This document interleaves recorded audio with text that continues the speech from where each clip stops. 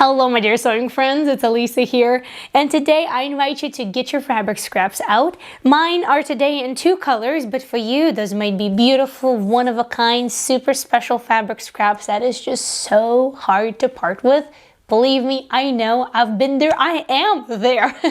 But we do want to use them up and we do want to make something beautiful and wearable out of them, right? So today, let's do exactly that. I am calling this a fabric scrap because that's the name of the series, but I do realize that a more precise definition would be a fabric remnant, and it is a lot bigger than what I usually work with in this series, but there's not enough fabric to cut a single garment out of it, not even a t-shirt. And I think that it's actually going to go really well with that orange, which is also a fabric remnant.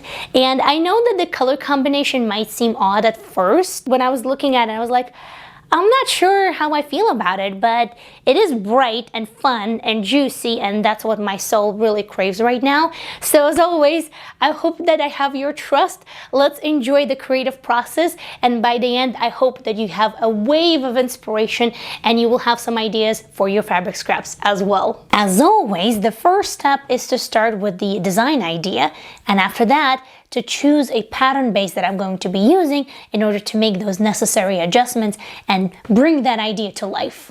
When it comes to the design idea, I do want to go back to something that I did many years ago.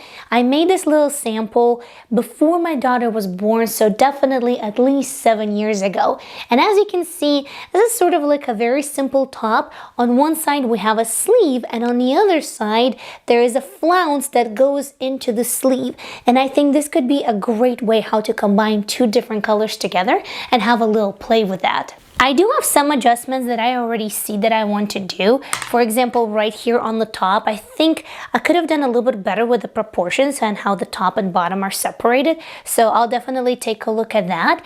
And I also don't think that I have the original pattern that I drafted for this top. So we're just gonna do that together. And although we are kind of doing it from scratch, it's actually going to be quite easy because as the base, we're going to take a simple t-shirt pattern. The one that I'm using, I simply traced from a ready-to-wear t-shirt that I had. I liked the fit of it, I liked how it looked, so I took that and I created a pattern from it. And we actually did it together. I have a video for it, so I can link it if you're interested. But I do encourage you to do this exercise, tracing your t-shirt, because you can use it as a base for so many different interesting designs, and then you don't have to spend that extra money on buying different patterns, and you have the freedom, flexibility, and creativity to create something unique and something on your own. The cool thing about this project, as I was sort of, reverse engineering it from the blouse that I made so many years ago, is that we don't really need to make any major adjustments to the sleeve pattern or to the back pattern piece pattern. So for right now, we're going to leave them as is. We don't have to trace them, but we do have to trace the front pattern piece, and even more than that, we have to trace it as a full pattern piece, so the left and the right side, because the way that we're going to be separating it is going to be asymmetrical. And the first thing that we need to do is to mark 2 points. One is going to be somewhere right here underneath the armhole, and the other one is going to be right here on the edge of the shoulder seam. Those 2 points we're going to connect with a really fun curved line, and that is going to separate the top and the bottom. Now, this point right here underneath the armhole is quite significant because we don't want to come too close, otherwise there's going to be a combination of multiple seams coming together. So let's say I'm going to take about an inch down, and I've marked it right here. And let me mark this point over here as well so we can see it a little bit better. A lot of times when it comes to making a curved line, I find that it's a little bit easier if you start with a straight line first. At least it's going to give you some sort of guideline. And from here, we can curve it in. Sometimes it can be quite hard to determine what exactly is going to look good on the body while you're in the process of drafting flat. So what I'm going to do right now is I'm going to take the pattern, put it on myself, do a little tissue test, and see if I like it. For a moment there, I was wondering if I should dip the curved line more at the center front, but after a little deliberation, I decided just to leave it as is. Alright, so that is sort of figured out. Now we have to think about how am I going to do the flounce and the progression of the flounce from the bust all the way into the sleeve. And there are multiple ways how you can do a flounce. You can do it as a circle, you can do it as a spiral, and at the end of the day it doesn't even have to be a flounce. You can also just do a gathered piece of fabric, although I do think I'm gonna stick with a flounce. And for that we're actually going to need the back pattern piece, because first we need to measure the length of sort of like the travel of the flounce, because that is going to become the circumference of the circle. Here's the back pattern piece. We're going to place it shoulder seam to shoulder seam, making sure that here we have a full armhole. Now I'm going to take a measuring tape and measure that traveling distance of our flounce. So the entire black line that we have marked on the front pattern piece. And once we get to the shoulder point, we are going to continue by measuring the back armhole all the way. And in my case, it's about 26 inches. Now it is time to draft a circle. And I know that we all know how to do it, so I won't really belabor the point. Just that the circumference that I'm working on right now is equal to what I just measured, which was 26 inches for me. Now, the width of the flounce, on the other hand, will be the same as the measurement of the sleeve, which I'm going to take from the top of the cap all the way to the hem.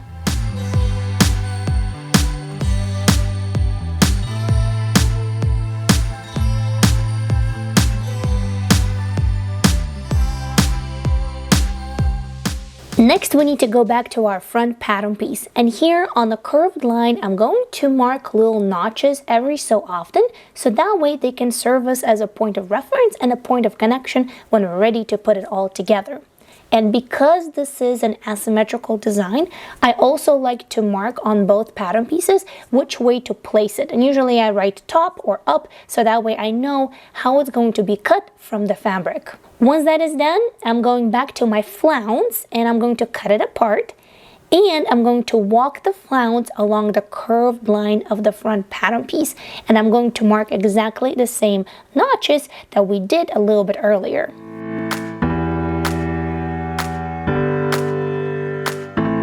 Here, to reduce any confusion, I also write which part of the flounce is going to be sewn into the side and which part belongs at the shoulder.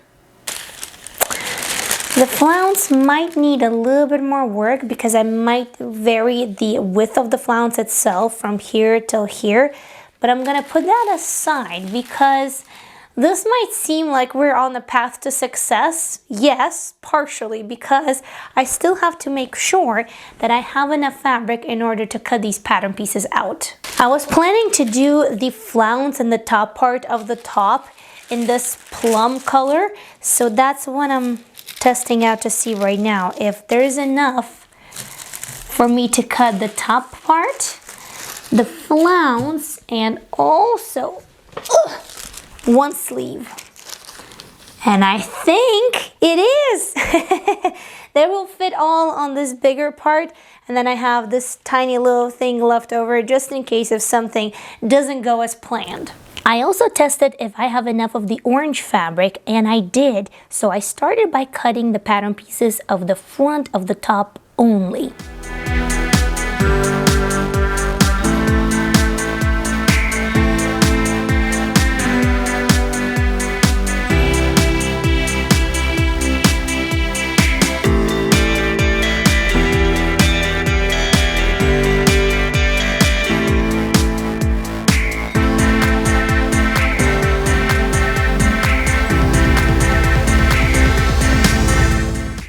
So at this point, I've entered what I usually call that messy middle.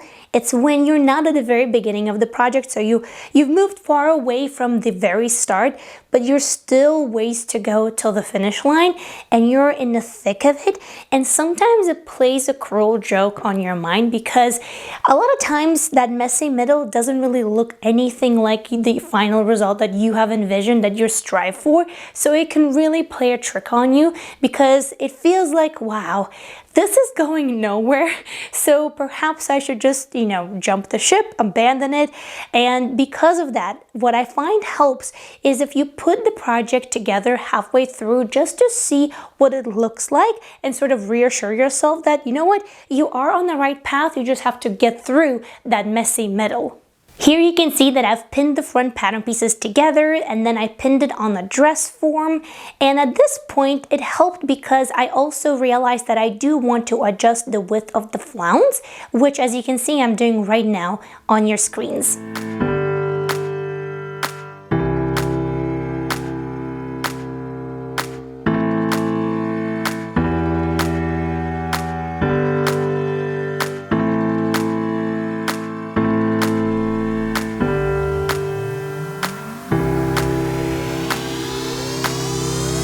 Now that I've gotten a little bit of reassurance that yes, I am moving in the right direction, the next step is to figure out how am I going to finish the edges of the flounce and the edge of the armhole. And here I've tested it out on 2 little samples, and I had 2 techniques in mind.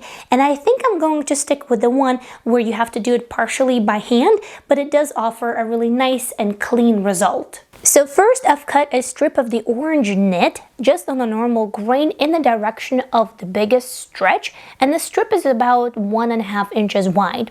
And the first thing that I'm going to do, I'm going to place them right sides together with the edge of the flounce, and we're going to sew them. This is what I have so far. Now I'm going to give it a really good press on those edges, and while we're at it, I'm going to take the orange fabric, wrap it around the serged edge so that way we completely conceal it, and then tuck it in underneath and pin. So basically it's a kind of variation on a bias binding, and for the last and final step of it, I'm going to stitch it down with hand sewn needle on thread on the wrong side of the flounce.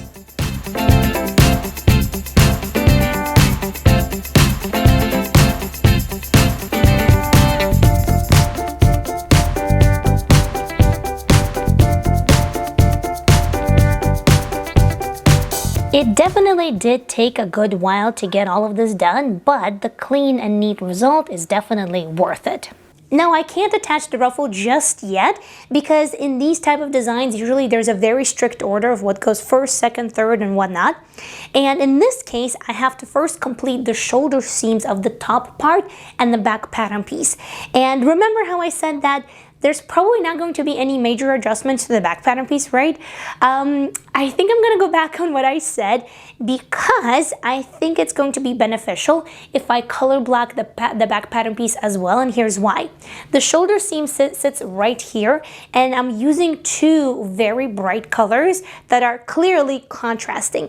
So over here you will be able to see the transition from the plum into the orange, and I think that's just not gonna look the best, so it would be better if the whole entire shoulder over here is just one solid color. So I think that's what I'm going to do next. So first I traced the back pattern piece and made it into the full one like this, and now I'm going to take the front pattern piece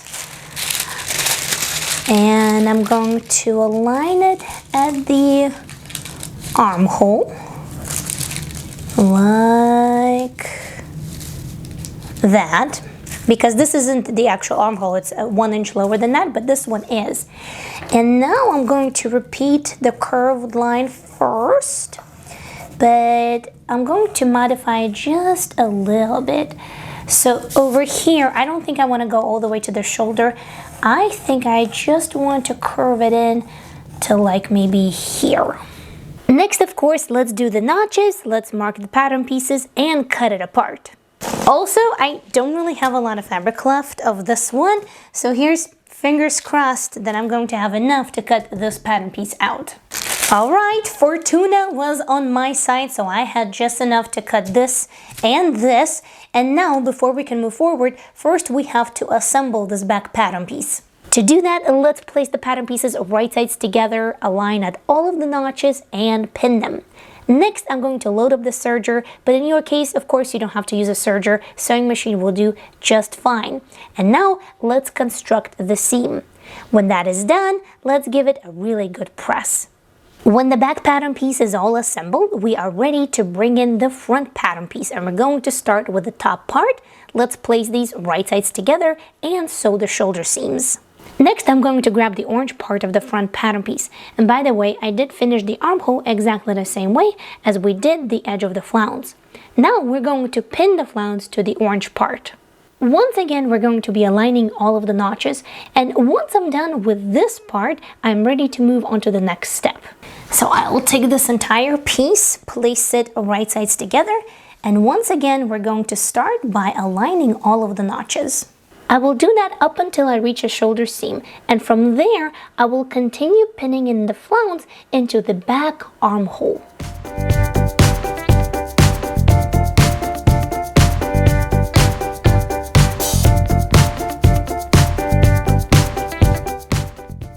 Now we can sew this all together from here all the way till the bottom of the back armhole. Next, we need to sew the side seams. So let's place everything right sides together, and we're going to start on this side. This is the side where we have a little bit of the purple or the plum color. I'm going to pin in this flounce into the side seam. So let's place it flat like so. And we will grab the other side. Perfect. We're going to nest the seams, so this seam allowance is looking up, this seam allowance is looking down, and that is going to help us with avoiding the bulk. Let's pin it together from here all the way to the bottom hem, and then we're going to sew it together. I'm going to do exactly the same on the other side as well. And here, as you can see, my flounce is sticking out a little bit, and that's totally fine. I'm just going to snip off the excess. After that, we will pin the flounce between the side seams and complete the seam.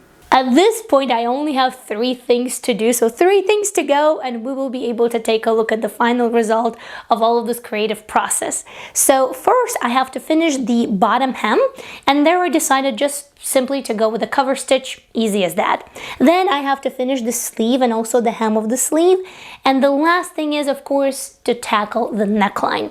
And by the way, if you are a member of this channel, first of all, thank you so much for all of your support. I truly appreciate you.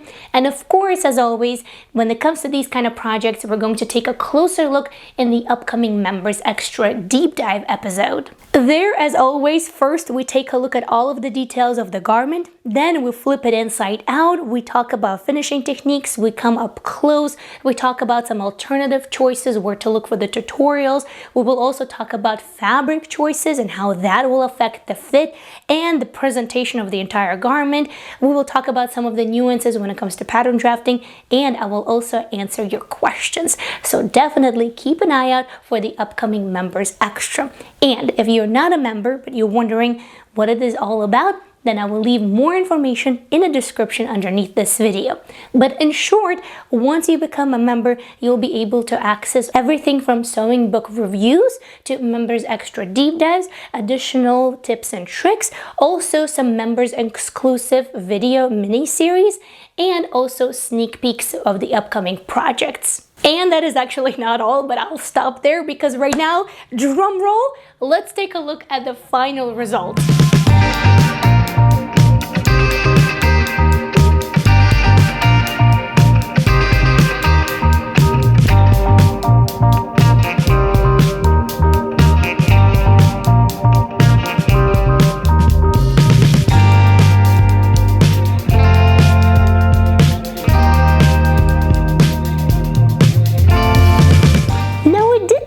Just a tad bit more extravagant than I thought that it would, especially when we compare it to the black version that I showed you at the very beginning of this video. So when we put 2 of them side by side, what a departure, right? And all we did, we just changed up the color combination.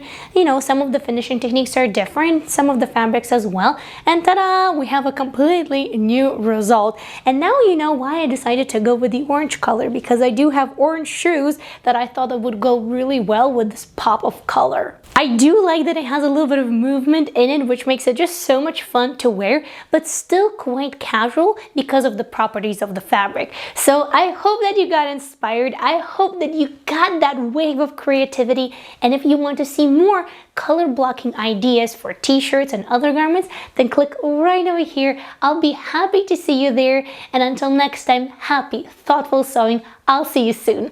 Bye!